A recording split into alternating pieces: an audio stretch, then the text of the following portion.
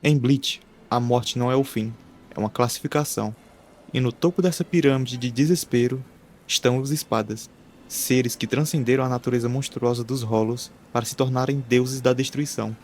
Mas entre os 10 existe um que não se curva a hierarquias. Ele não luta por um plano mestre e nem por uma devoção cega a Sasuke Aizen. Ele luta porque o seu sangue exige o conflito. Cabelos azuis como uma chama fria, um sorriso que exala deboche e uma mandíbula de ossos que ruge para o céu. Hoje nós vamos desbravar a trajetória de Grimmjow Jagger Jaggs, o homem que transformou seu instinto de sobrevivência na arte da guerra. よろしくな死神アランカル・セスタグリムゾーだ Para entender o homem, precisamos olhar para a besta. Muito antes de Las Noches, Grimmjow era apenas uma pantera solitária vagando pelo ecomundo, um Adjukas. No ecossistema dos Hollows, ou você devora ou você é devorado. Grimmjow escolheu a primeira opção. Ele encontrou um grupo de Adjukas liderados por Xiaolong Kufeng. Eles tinham um objetivo: evoluir. A evolução exige um sacrifício que a maioria não suporta. Ao perceberem que Grimmjow possuía uma sede de poder que eles jamais alcançariam, eles tomaram uma decisão desesperada: devore-nos. 我らを食えグリムジョー Grimmjow não apenas aceitou, ele os consumiu para que sua jornada não fosse em vão. Ele se tornou o ápice de sua matilha, carregando as almas de seus seguidores em sua própria essência. Ali no deserto, nasceu seu complexo de rei. Ele não é um líder por escolha, mas por necessidade evolutiva. A primeira vez que Grimmjow pisou no mundo humano, ele não pediu permissão. Ele foi movido pelo seu próprio desprezo à fraqueza. Quando ele encontrou Ichigo Kurosaki, ele não viu apenas um inimigo, ele viu um reflexo. Enquanto Ichigo temia o Hollow dentro de si, Grimmjow o abraçava. A luta entre os dois em Karakura foi uma humilhação. Grimmjow, com as mãos literalmente nos bolsos, parou a bancar de Ichigo.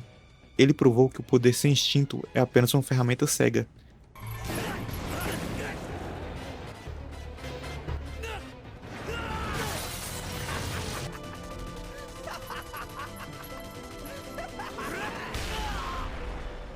Mas a rebeldia tem seu preço.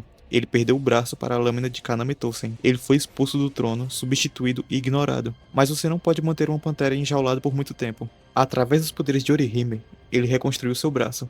Obliterou o seu antigo substituto. Ele derrotou Luffy com um único só golpe. Retomou ao seu posto. O rei estava de volta.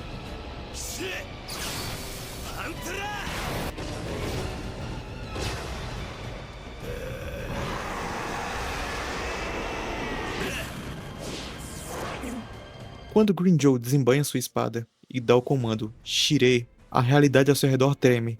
A sua liberação, Pantera, é a manifestação física de sua alma selvagem. Ele se torna uma criatura de agilidade incalculável, cujos cotovelos disparam bombas devastadoras e cuja voz pode rasgar até mesmo o ar. A sua técnica suprema, o Desgarron, é a personificação da sua filosofia. 10 garras gigantescas de energia pura que descem do céu para rasgar tudo e que está embaixo. É um golpe que diz: eu sou o predador e você é nada. Na luta final em Las Noches, Grimmjow fez o impensável. Ele forçou o Ichigo a admitir que lutava por prazer. Ele despiu as camadas de heroísmo do protagonista até que sobrasse apenas o instinto assassino. Grimmjow perdeu aquela luta sim, mas ele venceu na batalha ideológica. Anos se passaram e o Ecomundo caiu sob o domínio dos Quincy's. Mas Grimmjow Jagger Jaggs não é alguém que se submete a novos mestres. No arco da Guerra dos Mil Anos, ele retorna como um aliado improvável. Ele não se aliou aos Shinigamis por bondade, ele se aliou porque Yhwach estava destruindo seu território. A sua participação na luta contra Askinek Levar, ele provou que seu instinto animal ainda é a arma mais letal que existe. Ele não precisou de estratégias complexas. Ele precisou apenas de uma oportunidade, onde ele arrancou o coração do inimigo com as próprias mãos. Ele termina a história como um dos poucos sobreviventes da Era do Aizen. Um rei sem reino, talvez, mas ainda o ser mais perigoso das Areias Brancas. O Grimmjow representa o aspecto da morte e da destruição, mas em Bleach, a destruição não é apenas a ruína, é a força que remove o velho para dar lugar ao novo. Grimmjow é a chama que queima a hesitação.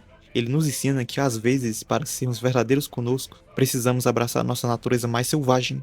Ele não busca redenção, ele não busca perdão, ele busca o próximo desafio, porque enquanto houver alguém para o enfrentar, o Rei Pantera continuará rugindo.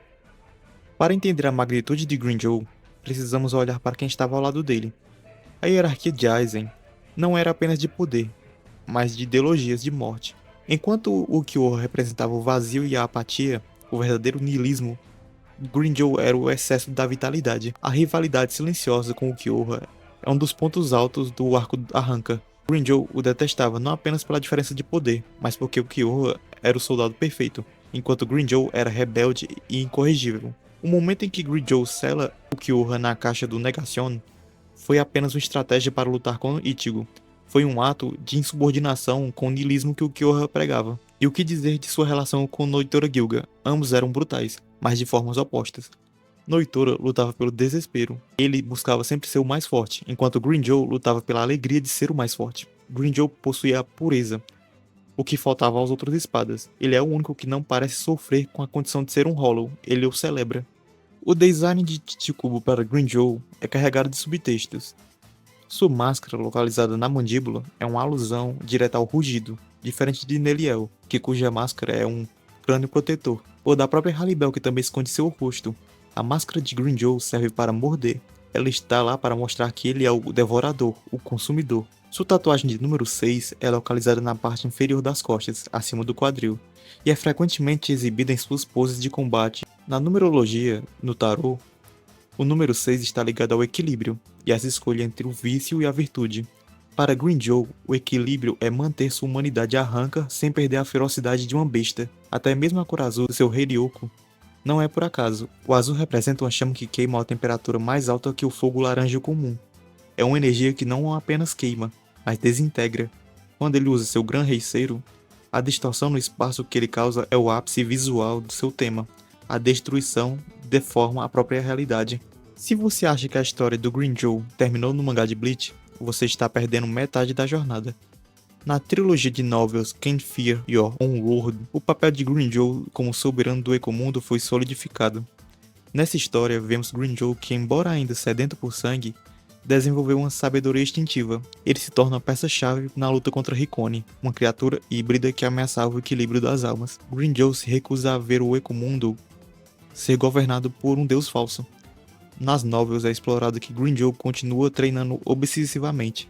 Ele sabe que o Ichigo ainda está por aí, e ele se recusa a ficar por atrás. Sua evolução não parou. Ele é um dos poucos personagens que mantém sua curva de crescimento constante, tornando-se uma barreira defensiva natural para o Ecomundo, contra qualquer invasor da Soul Society ou do Inferno. Ele não é mais apenas um assassino, ele é o guardião brutal de sua raça. No fim das contas, por que Green Jagger Jaggs permanece no topo das pesquisas de popularidade mesmo após décadas de sua estreia? É porque ele é honesto. Em um mundo de planos complexos e traições, Green é a verdade nua e crua.